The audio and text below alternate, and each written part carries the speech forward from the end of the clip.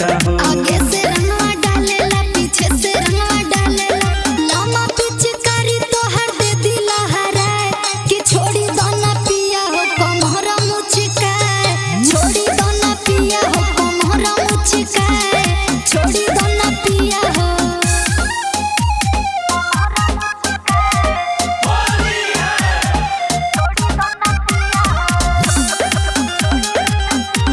Mixed by DJ Sahabuddin.